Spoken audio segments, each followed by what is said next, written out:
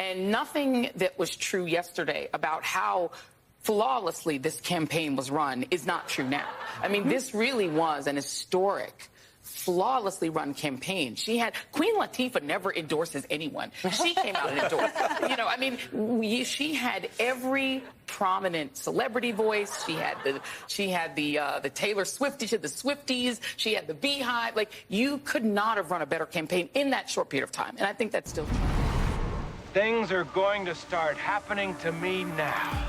I think Tyler is amazing. And I'm a fan of this show. I've watched several episodes. Thank you, Tyler. Thank you, Tyler. You stink, Tyler. Never promise crazy a baby. Oh, I like that. That's a cool idea. Are either of you homosexuals? I go both ways. What do you think? You mean like flaming or? No, we're not homosexual, but we are willing to learn. But I do wonder, for others, in other cases, whether libertarianism today is just an excuse for many on the right to act selfishly. Look at me. And then some fat asses in Washington started having opinions. The Olympic Committee started having opinions. You bitch, I know you. You started writing your opinions. And it just makes me wonder, you're dead, bitch. Why are you doing this to this poor guy? I don't care. I'm a libertarian. What I'm getting is... Did you vote for Joe Jorgensen or Trump? Who? Joe Jorgensen. That was the perfect answer. Thank you. It's always the perfect answer. Hello, this is Tyler Youngkin. We're doing an emergency show. We're going to read your comments, which I didn't get to last night, so I hope everyone's doing out there. I hope you can hear me okay. It's Saturday afternoon. I've been doing work. I'm doing new flooring stuff. So got Jordan in here saying, you guys don't understand how to do cocaine with 9-year-olds. We don't. I do have let me see here. I do have a Breaking Baldo. Let's go to this. See if I could find another place to show it. As we're rocking out here, Breaking Baldo. Let's see this. Breaking Baldo news.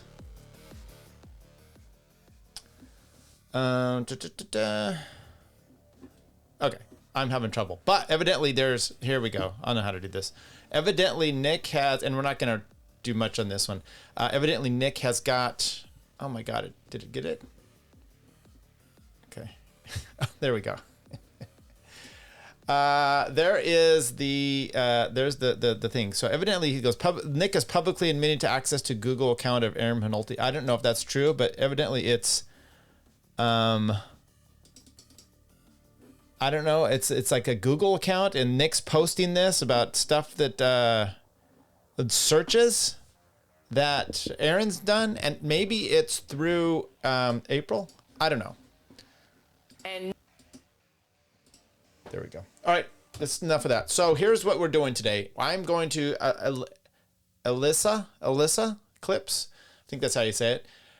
She did a clip of mine, which wasn't, I appreciate her doing that, but I watched it out and I'm like, I didn't do a great job of saying what, it was just a quick add-on that I was talking about, which was her getting copyright strike, issue. And by the way, if you go over to like my, YouTube, and look in there, the cat's up and awake. It's going to bother me.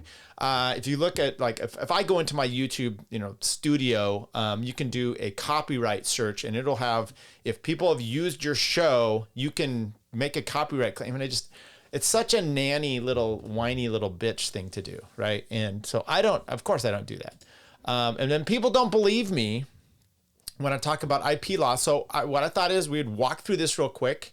I'm going to answer some of maybe we'll comment on some of these things here from the show now these are my own comments to different ones. So maybe we'll go through these first. Okay. And if are there people in here? I don't know if we have very many people showing up today. It doesn't matter.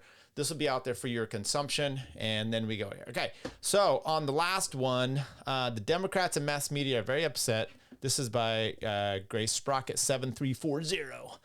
They bought the election fair and square and didn't get their reward. The Democrats, okay. Should we just we'll give that a thumbs up? Grace also says they may be lawyers, but they are not your lawyer unless you contract with them. There's no LC lawyer client privilege. Nick R is such a twit. Yeah, we went over that. Barnes and Bronca were clowns from the start. Viva was a desperate wannabe YouTube star who was forced to go back to law takes after trying everything else under the sun to get famous on YouTube. Ty Beard was another braggadocious clown, but got a pass from all the Vic goodwill. Could be.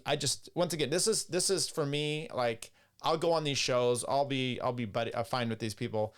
You know, I like to laugh and have a good time. Be glad to do that. But I'm not in their circle, and never been more glad that that's the case. But I like a lot of these guys, and I watch them. But you know, I enjoy my chat and the people that come and watch this show. And you're not sycophants with me. I take that. I like that, right? I like the pushback. I like, Andy comes and mocks me mercilessly. So did we give a thumbs up to that? We did. People have to stop with the safe space. Life has never been a safe space. We need to work on resilience and courage and not crumble under pressure constantly and play the victim. Yeah, I completely agree. That was from Mel. Cenk Malding is always funny, but his rant after they called for Trump did hit true on a lot of respects. Yeah, I think so. He essentially said that the Democrat Party is now a party for the donors rather than the people. So you are just going to get these quid pro quo candidates. And you just have to force the voters to accept your policy, not shape policy. I never thought in my lifetime that the Republican Party would actually morph into the party of the working class and the minorities. It is an interesting time to be observing. Yes. Heart that one as well. That was from Shadow Shale. Sean Ennison 2509 says, it was going well until we went to the rhetoric part and starts overtly playing sides. This is what my election prep episode with Jonathan Scriven. You can see where he starts missing the point that the rhetoric influences the sides, including the one he is clearly on, sometimes subtly, less in overtly lying, but what facts are missing. When bringing up the left, he literally misquotes it exactly as a rhetoric about it, and is adamant about it, and then starts shifting goalposts on that about how the candidates this is a long one. Don't do that. When it seems he doesn't know it, that phrasing came from Kamala HQ Twitter account. By the way, that Twitter account was horrible. And I if you watch the episode with Jonathan, and for my sake, if he's watching this at all too, I didn't want to do. I did bring up the one tweet Instagram thing, but I wasn't trying to gotcha stuff, and I wasn't trying to fact check in real time. I was trying to push back because it's interesting to see, where different mindsets come from. The Kamala HQ Twitter is horrible, and they constantly clip things out of context. I was surprised by some of his takes too, but it's what it is. And you look, I think if we had time and we just sat down there together and we had a computer and we're going to Google stuff, we'd both find we're wrong about stuff. My issue is I tend to go after the right and the left and the libertarians and myself when we get things wrong, because it is more important to be correct on this stuff. Now, I could have gone into all the things that he's done as well, which is like, okay, well, you guys want to murder Trump, all the stuff you say, Bernie Sanders supporter, and try to tie it in there, because that's kind of what I did with when I mentioned Arnold Schwarzenegger tweet. Anyway, let's keep going here. And then about the supposed pathological line, almost all the things he mentioned are flat out things in debate, but happens to be things his side believes. That's correct too as well. Well, except the crime thing is up is up, and they've been caught under reporting it. Just which rhetoric do you believe, and how it affects how things work in the real world? This is also why it's important to not, because Kamala has said this. They want to shut down Twitter. They didn't want to have, this was happening during COVID times, right? Literally shutting people down. So the better you can have this conversation and hash these things out, the more you do that, the better. He stands firm on the Nazi thing. Okay, reported. Oh yeah, he stands firm on the Nazi thing, calling it not a lie, but the whatabouts to Fox News, ignoring how the former wasn't litigated.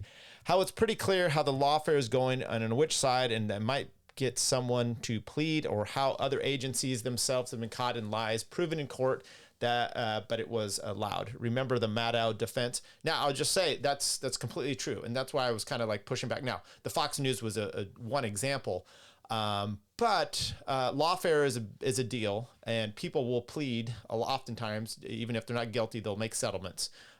Then the voting thing, the old rhetoric to prove that it's much ignoring the law, that it's that much ignoring the law. We saw a ton of evidence in 2020, but the actual proof was behind lock and key, never allowed to be looked at. And yeah, you can go the other way since it's hidden, we can say the external evidence we have is 100%.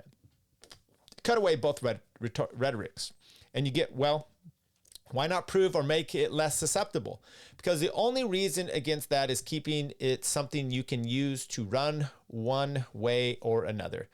Or the Hunter Biden thing. Pretend the people releasing it without verifying it violated integrity and just happened to be in the right. And the other ones upheld their journalistic integrity, I guess, forgetting that again, without verification, banning that publication, and pretty much in full lockstep with the others without proof of saying it was fake or made up by the Russians. By the way, you can say that, okay, they were doing journalistic integrity by not releasing the Hunter Biden stuff or waiting for the facts to come out.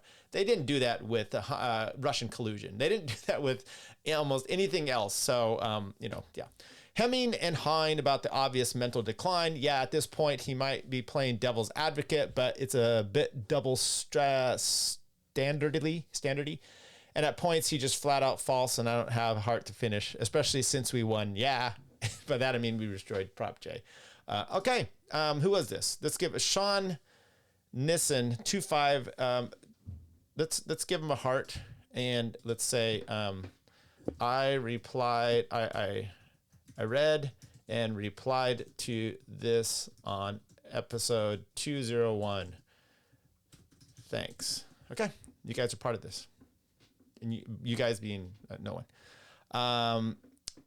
Theodore Barrington said Trump will end up with more votes than 2020, even just what's left in Cali. Yeah, this is on the Ross Ulbricht one there. There you go. Why I voted Trump for the first time this election as a Mises Ron Paul libertarian. This is Odie Safiri. Tulsi is in the ear about anti-war. Don't like her position, but she's great anti-war voice. Okay, kind of. You're going to mention RFK as well. They're not so anti-war when it comes to Israel. That's the problem. RFK, again, don't agree with him on everything, but we need to encourage health in this country.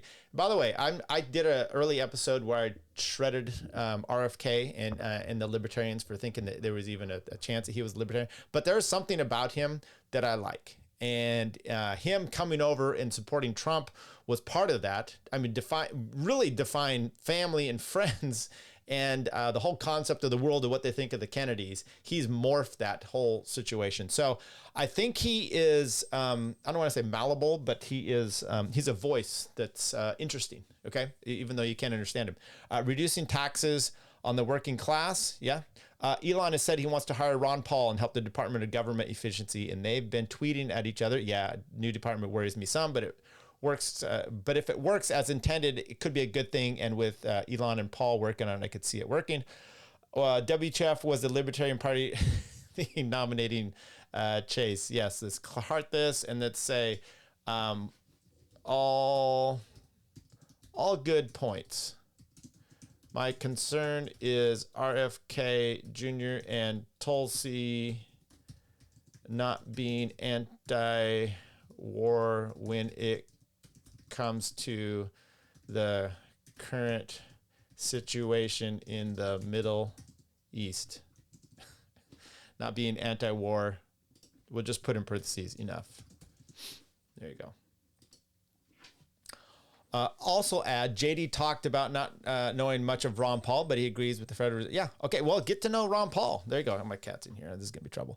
Okay. Dave was favorite part of my show. This was on my one with mocking Crowder. Dave, probably Landau, was my favorite part of the show, but I could also see how they had many times where he couldn't chime in. They derailed regularly for long periods of time with nonsense jokes that I liked, but I could see why you'd want to silence the background characters to rant, okay? Let's reply to this, and I'm just going to say,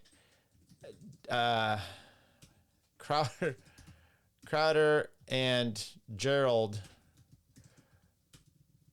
Is it Gerald? I think so. Can't make a legit joke. How about this? Can't make me laugh. So it is tough. So it was tough to listen to. There you go. I don't know. I don't really know what I'm saying there. I just Crowder never. So a half hour with a lefty. Okay, we chatted. Well, that's too bad because those leaked messages from Jared were vile and Dave was a joke. What a moron. Of course he had to control his foul mouth. He was the blaze. He was the blaze, for crying out loud. Okay, I don't know what you're really saying there, but it was like, what was vile about the messages? Opinions aren't defamatory. I don't know. Do I really want to reply to some of this?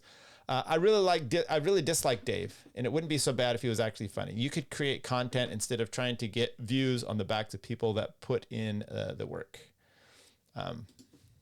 Thanks for watching. I'll get views the way I want. Why on earth do people sign these agreements when they're quitting a company? What is the company going to do if they don't fire them? Okay. Sign it as a condition of severance. So basically you get paid to agree to those terms. That's possible. Some of the agreements are fine. Usually a bonus is offered to sign it. The purpose of the non-compete is to keep the person from going to different companies, customers, because the former employee will know that the company is charging and can easily undercut it. Some companies have now started taking abusive agreements that are designed to basically stop the employee from doing anything. Yes, agree with that one. We'll even just call on with that one. Sounds like a sucker's bet if you don't read it first or if you don't have attorney do so. No company is going to give a quitting employee money to sign something beneficial to the employee unless required to do so. I mean, I wouldn't say that necessarily. Sometimes it's you've earned it's a severance package. Maybe you sign something to begin with. I don't know what the deal is. Just logic, just basic logic tells you that a company is not going to give quitting employee a bunch of money to sign a contract that benefits the employee in a real way. I would never sign anything for a company I was quitting. There's no good reason to do it. I'll make money for my next job. Thanks. Okay, well, he signed it. Crowder is a power-tripping tyrant. He is as bad as the woke left, just opposite side of the coin. Heart and agree completely. Okay. This video was a bit too janky for me. Me too. Hashtag. Let's go hashtag me too. There we go. 10:03. The suitcase killed him. Really? Wow. Okay, that was on. I was talking about the suitcase killer. Well, it was the instrument that killed him. Ultimately, that caused his death. She was obviously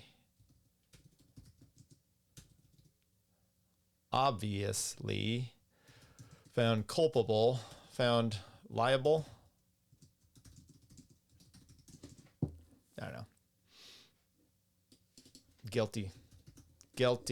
Not a civil issue. Loads of honey. Forgot about the stream. Well, you're here now. All I'm doing is I'm walking through a bunch of comments that I haven't got to, and then we're going to walk through some Elissa Clips comments as well. There's a bunch of them there that she just did a clip, and people did not like Mr. Jank. Hate speech ain't real. Yeah, let's heart that one. And if I missed any of these comments, that's P.S. I'm not too spicy. Okay, he said use his real name. That's fine. She talks about overtime like it's a new thing. Yeah, exactly. Oops, I don't want to down thumb that. Let's go heart that as well. Didn't down thumb those. Heart those. Tyler, even better looking without sound. Let's heart that. Looking forward to your take on Kayla Ricado's case today and April's later in the week. Yeah, let's just say here. Here we go. Should be interesting to see how these two proceed. along with Nick's. Okay. Nick and Aaron's case. I'm 2557. Jail can be patriotic. Would be if they're imprisoned for thought crimes. God bless America. I'm so glad you don't have kids. I don't have kids. I was talking about my children. So not the view at all then. Okay. No. I was talking about the male view. But I was like, well, Adam is basically Joy Behar in short hair.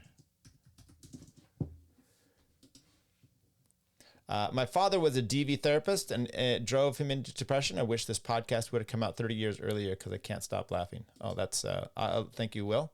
Let's just say thanks. And you guys are just in here watching me answer questions. But that's what we're doing. If you have questions yourself, then here you go. Insurance salesmen carried the same distrust in 2024 as used car salesmen in 20. Yes, that was talking about those guys. He never thought of chat like that before. That was for Sean. I think the government, I already answered that one, I think. Why is it Jewish race but Christian isn't? It's weird to me. It really didn't look into Israel until October 7, and it's weird how afraid of criticizing Israel people are. Exactly the same with me. Didn't look into him till October 7. Jimmy John Sandwich. Okay. Many years ago, I wanted to be an attorney. The prosecutor I talked to said if he couldn't prosecute the scared little old man who shot the intruder, even though the intruder has a record of robbery, I shouldn't be a criminal attorney working for the prosecution because stuff like that happens. The defense attorney I talked to, good defense attorney in a large community, told me your client probably did something. It may not be what they've charged him with, but it's very likely they committed a crime. Basically, if you can't defend the dude, I really shouldn't be a criminal defense attorney. I didn't have an interest in anything other than criminal law, so I became an engineer, mechanical, automotive. I never regretted the decision and never forgot the reality of the practice of law. Yeah, that's not a bad comment, Art. Read John Hasness's article about the myth of the rule of law. John Hasness is a professor, and he talks about the two different sides of legal. I should read that sometime. It's probably in here with hang on. I bought Keith Knight's book. Hang on.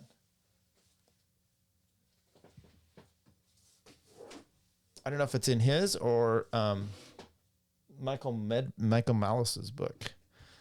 Let's see if it's in this one.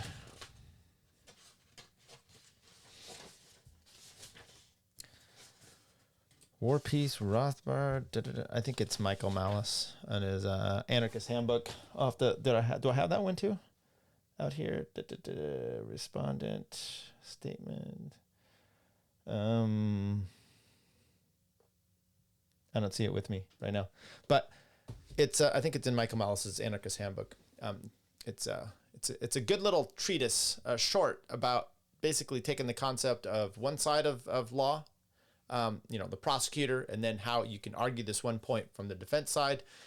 And it's really kind of, the rule of law is always cut this way. Well, it cuts both ways. And that's why you have prosecutors and defense attorneys and whatnot. So you neglected your business and fucked up. Lawyers do not dot the I's and cross all your T's. Okay. This was on the good logic thing, and I'll put it there, but I just it didn't follow with me. Didn't feel that, that this comment was the case. I mean, you do dot your I's, you do cross your T's, but you also have people in your office that can fuck you over. And it looked like to me that Joe Neerman actually had a judgment that, anyway, filed in New York. Okay. Let's see if we get any of these other. Oh, let's read this one. Sean also said, first thing, okay, got it. First thing I thought of when they bring up Churchill wasn't PM yet was, well, it's not like he had zero power and or influence before that. This is a martyr made in the whole Churchill thing. And that first dude literally admits to a couple minutes after that Churchill was influenced things quite a bit, and in his opinion positively. And that second guy pointed out and kept arguing the things that were never quite what was asked by the interviewer nor the other guy said. And that's the problem with sacred cows. You inevitably start caring more if your conclusions are consistent or use whatever arguments and facts that make sure of it, instead of making sure your arguments and facts are consistent to go where that leads you. Excellent. This Sean person, man. Good comments again. Absolutely. He's going to say like, absolutely. He's going to be like, why is Tyler Ellison commenting on something from like a month ago? Should we do this last one? The child's attorney presents the wishes of the child. The gal, guardian ad litem, presents the best interest of the child. This may be at the odds and personal preferences of a particular child, and the court will receive both the child's stated wishes to the return of the den of iniquity and to continue taking the yummy cocaine, and that of the child's best interest to be removed from the den of iniquity. And the court then will balance the wishes of the child, of the parents, the wishes of the child, and the best interest of the child. Favoring the latter is the priority where there is clear I up-hearted that one, but I'm going to say, well said, because that's exactly what's going to happen. Okay, let's get back here. Not meaning the chat. I hope you guys are enjoying this day. Now let's go to these comments here on the Elissa Clips. Okay, and here we go. Or should we do them from over this direction? I don't know. Let's walk through this because this was me. This is scary. This is scary to see. There's me in a suit talking about Elissa Clips, how I don't think that IP is real, and then I talked about it again the day after about his principles. And then she actually, let me see, was it here? I showed a clip of this. No one gives a crap about their principles. That's what he said. Where's more of it? Because then I showed it. There's Andy, CEO of Rape. I said, he's not really a CEO, just so you know. And then, anyway, so he said, intellectual property, and this is played on here, and so intellectual property isn't property at all. You'd think Nick would know this, but apparently not. He claims to oppose the government, but wants the government to enforce a monopoly privilege on his public meltdowns. He's no better than anyone he claims to be opposing. Okay, and then I said next he'll be touting the labor theory of value. Okay, that got some people worked up. So let's walk our way through this. I have not read these. And I said got some people worked up. I saw one comment in here, and so I didn't read through them. So let's see what we have here. Can we get a neurologist streamer to evaluate Nick's level of brain damage someday? Okay, we'll give that a thumb up.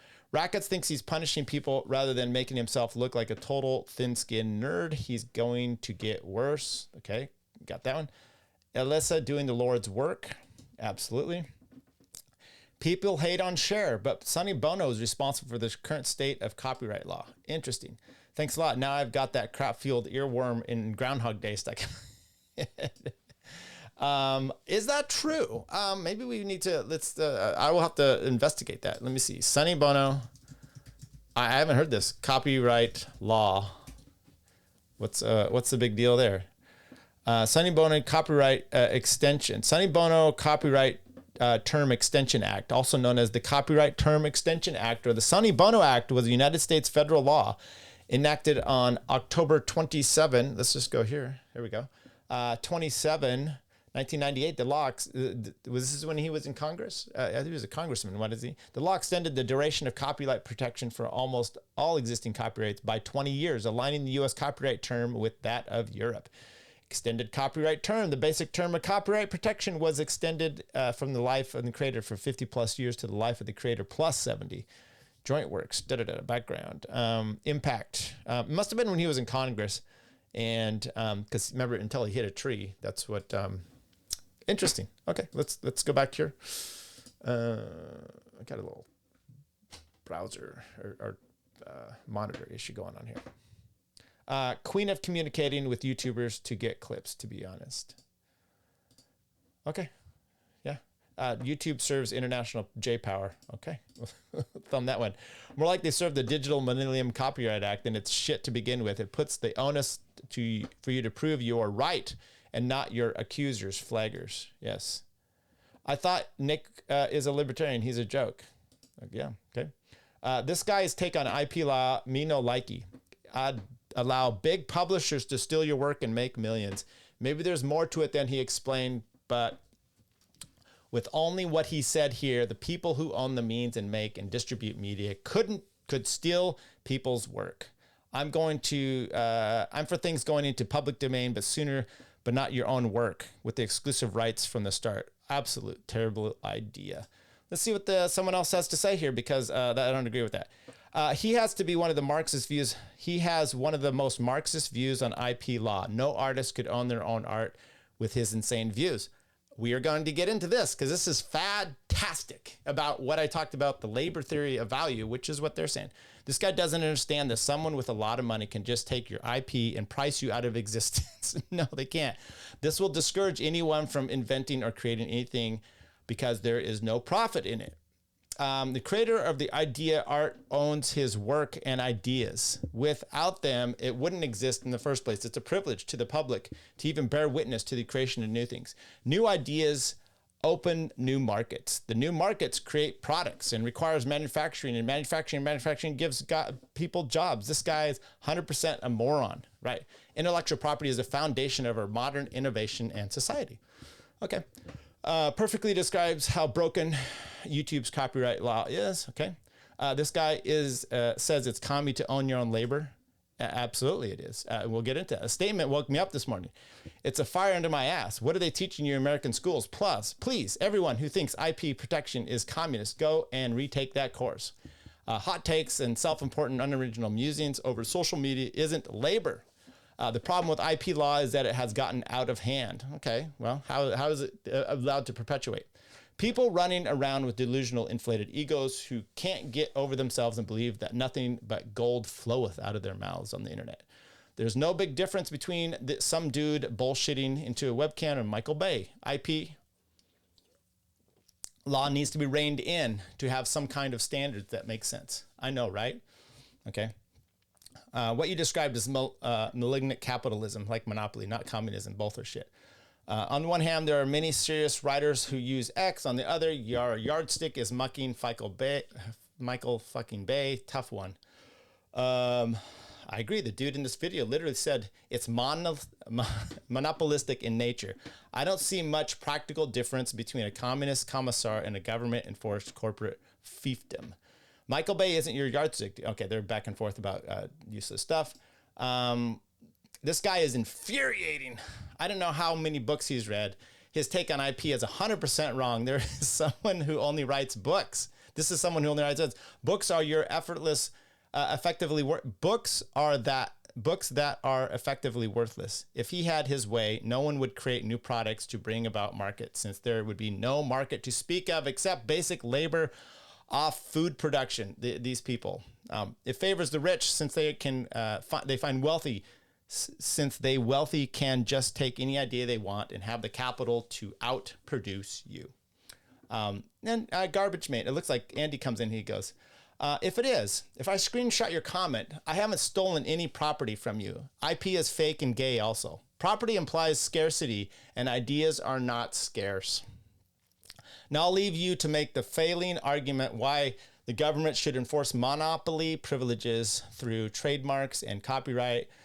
Whether screenshotting is a meme or pirating a movie, no property is stolen from one party. He's right too. Okay, thank you, Andy. Please don't make this kind of pro-clipping sermons. You all flip if things go really bad. Please don't make this kind of pro-clipping sermons. Okay. Sure, YouTube actually follows DCMA procedures. Okay, do you like those procedures? My point about the DCMA and copyright law is that it's monopolistic. It's controlled by the government. They get to dictate how long it happens, and it's not actual property. That was part of my point. It was poorly stated in that video, by the way. And up to you to point fingers in court, to fight your flaggers in court to prove ownership or the right of way. This sucks, I know, but the rest of this take is not that great. This just means you have to add extra work to what already is transformative commentary, or better yet, crowdsource the labor and effort, and with other clippers to add even more value. This dude's hair gives me concern. Why the drama grease? I know, right?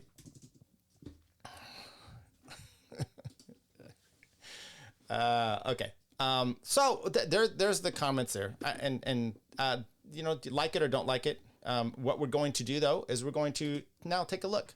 What is the labor theory of value, and why would I say it is Marxist? Now, it came about really with Adam Smith and a few others, but Karl Marx, his whole idea of the labor force owning the production is labor theory of value. So when these people freak out, I don't know what they're going on about. His whole theory of communism breaks down. He said communism and socialism would take over capitalism. And his whole reason why was the labor theory of value that has its basis for all this. So if that falls away, his premise falls away. So I don't understand these people if they're talking about capitalism and then you're touting labor theory of value. What's it all about? So what is the labor theory of value? It's a central concept of Marxist economics. There we go. Developed by Karl Marx. It posits the value of a commodity is determined by the amount of labor required to produce it. Okay, what time we're only 45 minutes in. We're going to play some clips too. Labor to produce it, rather than its market price or supply and demand. Social necessary labor time. Marx defines value as the amount of socially necessary labor time required to produce a commodity. This concept emphasizes the idea that labor is not just a personal effort, but is socially organized and shaped by the capitalist system. Quantitative labor theory of value, the traditional LVT, as criticized by Marx, is a quantitative theory that attempts to ground the quantitative movement of prices in the labor time socially necessary to produce a commodity. However, Marx argues that this approach is flawed and instead focuses on the qualitative aspects of labor. There you go. Qualitative labor theory value. Marx's alternative perspective views labor as a social relation, highlighting the unique character of labor in bourgeois society. He emphasizes the abstract validation of private labor as universal, social through the mediation of the exchange relation. The perspective focuses on the dual character of labor, which is both concrete and abstract. There's more here. So criticisms and evolution. Classical economists Adam Smith, David Ricardo, and other classical economists developed early versions of the labor theory of value, which Marx built upon and critiqued. Marx's critique argued that the labor theory of value as developed by classical economists was incomplete and failed to account for the exploitation of labor under capitalism. Post-Keynesian economics, most post-Keynesian economics have been critical of the labor theory of value, valuing it as a tautology and metaphysical idea. Modern mainstream economics rejects the labor theory of value, instead using a subjective theory value based on individual preference. Conclusion, Karl Marx's labor theory of value is a complex and multifaceted concept that has undergone significant development and critique. While it remains a central tenet of the Marxist economics, its limitations and challenges have led to ongoing debates and refinements defined to these. LTV continue to influence economic thought and remains a crucial component of Marxist theory. There you go. So which person in there was talking about? So let's talk about Mises. Mises is ludicrous. My monitor is going fucked here, so I hope it don't go out. I don't know. This is a really nice monitor too. Mises perspective on the labor theory of value is rooted in Austrian economics, specifically in the work of Karl Menger and Eugene von Böhm-Bawerk. Mises, a prominent Austrian economist, rejected the LTV and instead advocated a subjective theory of value based on marginal utility. Subjectivist versus objectivist. Mises argued that the LTV is an objectivist approach, attempting to measure value based on objective labor hours. In contrast, Mises advocated for a subjective approach where value is determined by an individual's subjective preferences and marginal utilities. One of the examples you can see is, like, let's say, I was reading some stuff this morning, a locksmith, I think it was one of the guys on Mises.org. He's talking about a locksmith. This locksmith became so good that the clientele basically got kind of upset because they're like, you were too quick with what you were doing. You're opening the doors or whatever the lock is, this situation is, and you're doing it so quick, we feel like our money is not well spent. And so basically the idea is, well, okay, if you were slower at this job, then they would feel good about it. Well, that's kind of this Protestant work ethic, that this value that goes into things. And this theory of, I've even Locke kind of put this in there, but Adam Smith. So Mises' alternative subject theory, Mises advocated for a subjective theory of value, which emphasizes the role of individual preferences and marginal utility in determining prices. According to this view, value is subjective. Value is a subjective phenomenon rising from individuals' preference and evaluations. The value of a good or service is determined by its marginal utility and the additional satisfaction it provides to the customer. Supply and demand. Prices are determined by the interaction of supply and demand, reflecting the relative scarcity or abundance of goods and services. Profit and interest. Profit and interest are seen as the returns on entrepreneurship and capital, reflecting the risks and opportunities inherent. In summary, Mises rejected LTV, arguing that it is an objectivist, tautology, and empirically unsupported approach. Instead, he advocated for the subjective theory of value, emphasizing the role of individual preferences, marginal utility, and the supply and demand in determining prices and economic outcomes. Now let's go to, did Rothbard have, he had similar type of stuff. So Rothbard, all these great Austrian economists say this. Carl, man, my monitor just is, it's really having problems here. And so I hope we're good. Hope we're going to keep this up. What did he say about it? So Menger used this insight to resolve the diamond water paradox that had baffled Adam Smith. He also used it to refute the labor theory of value. Goods acquire their value, he showed, not because of the amount of labor used to produce them, but because of their ability to satisfy people's wants. Indeed, Menger turned the labor theory of value on its head, and the value of goods is determined by the importance of the wants that satisfy, then the labor of the value and the other inputs of production, he called them goods of higher order, derive their ability to produce these goods. Mainstream economists will still accept this theory that they call the derived demand. Okay, let's go to some clips here. These are of, wow, I don't know what to tell you about my monitor. I feel like I almost need to quit this show because of this, because it's going to burn in. And then we're going to, I want to play some clips though. I do have to do that. So I hope I don't ruin my monitor in the meantime. Let's go here and let's start with Stefan Kinsella. So you need the combination or the intersection of knowledge and the availability and control of scarce means. Now, in the libertarian sense, the reason we believe in property rights is because the scarce means that are necessary ingredients of action can only be used by one person for a given purpose. That's what scarcity means. And this is the purpose of property rights, is to allocate one owner to a given contestable resource. But you can see that this doesn't apply to knowledge, which is one reason why intellectual property law makes no sense and is confused, a confused notion. So, for example, any number of people can use the same idea or knowledge at the same time, like how to make a fire, or how to build a hut, or how to sing a song, or how to cook a certain food dish, or a technique for catching fish, or for planting food, etc. But they can, each of them can only use these scarce resources or means one at a time. So the property rights are only for the scarce means or resources. Okay, there you go. Scarcity, tangible items have property, and you can have property, and you can have property rights in those. You have a positive right to a job or education. That means other people have the positive obligation to provide you with it, and that infringes upon their right to be left alone, right? Because you have to tax them basically, or make them pay for it. So you have to take their property away. So nothing can come for free. So if you have property rights in material resources, the grant of an intellectual property right is effectively what I would classify under the civil law as what's called a negative servitude or a negative easement. Okay, but the problem with that is that and the reason is because it gives the holder of the patent or the copyright a veto right over how you use your property. He can tell you, you may not use your property in this way unless you give my permission.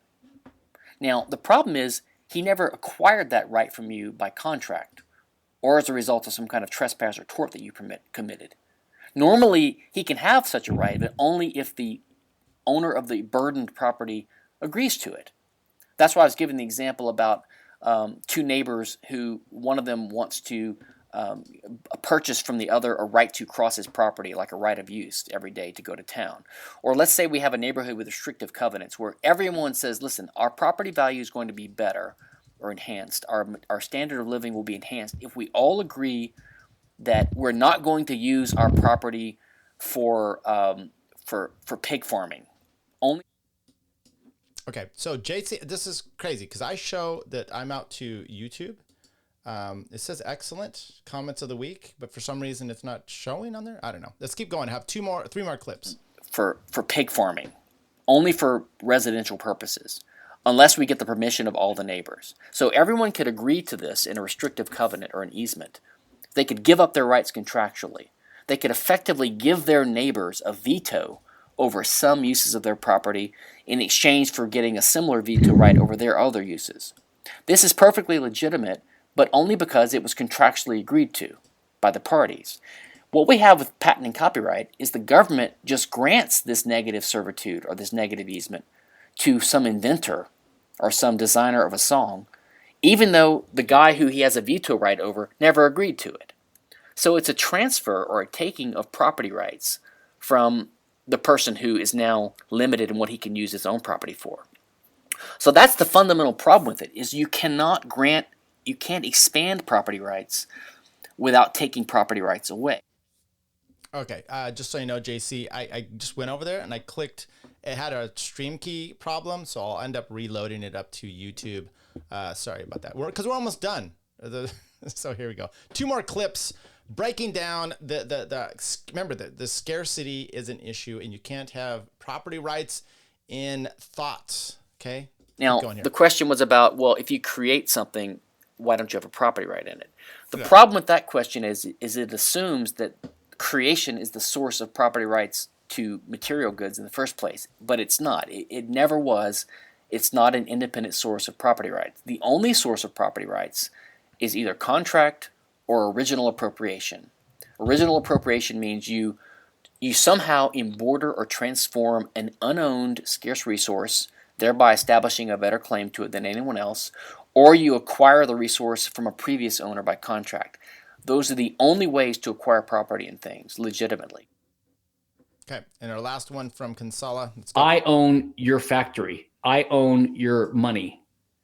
Right? Those are real things. Copyright's the same way. If someone publishes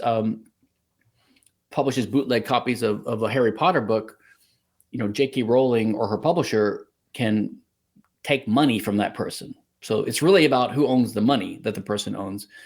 And in trademark law, for example, if someone is selling $10 Rolex, fake Rolex watches in a street market somewhere in China, then the government agents can come in and seize those watches and destroy them. So it's about ownership, because it's violated a trademark. Okay, so there we go. There's just a few little look. I apologize. It didn't go out to YouTube. This is probably why the views are. We'll post it up there as a premiere.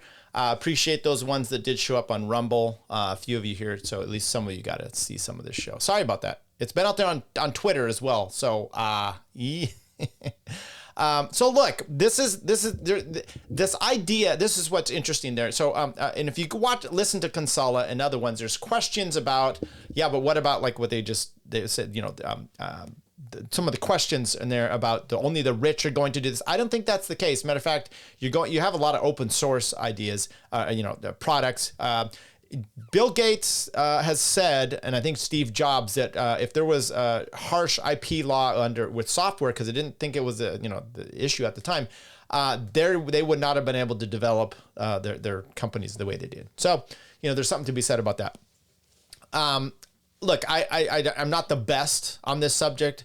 It falls in line with everything else, the justifications and the would-bes and the possibilities of this and this that you've got to make when you are going down the route of holding up IP, copyright, trademark as some sort of legitimate exercise for the government.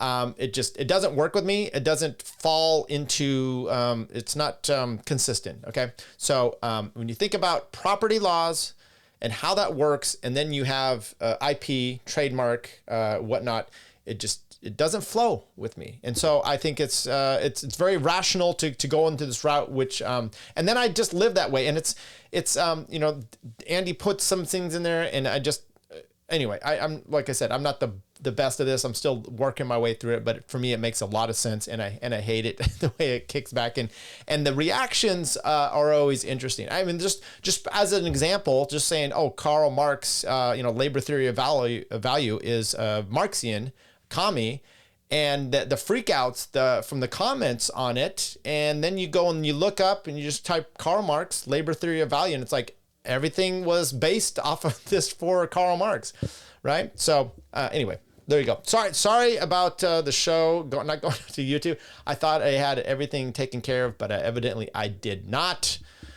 So there you go. I read all of those comments. I went through the ones with the Elissa Clips. I played some Casella. I hope you have a good Saturday. I'm going to go back down and start working on doing some flooring.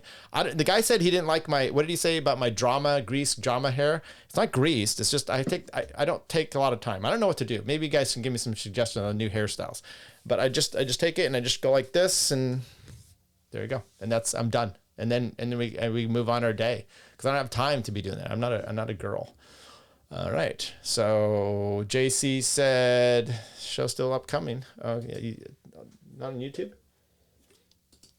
I'm so sorry about that, guys. All right. That's all we had for the comment section. So YouTube will have like 5 minutes of me up there. I will take it down, and then I will republish it.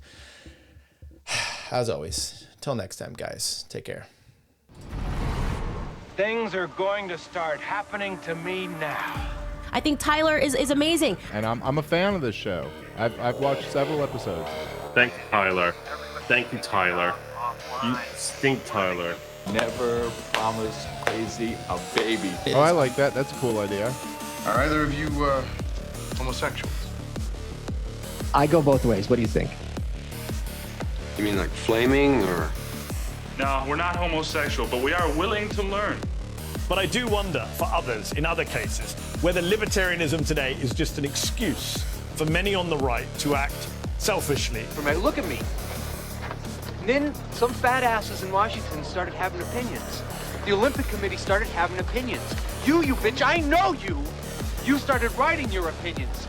And it just makes me wonder, you're dead, bitch. You know, why are you doing this to this poor guy? I don't care. I'm a libertarian. What I'm getting is, Did you vote for Joe Jorgensen or Trump? Who? Joe Jorgensen. That was the perfect answer. Thank you.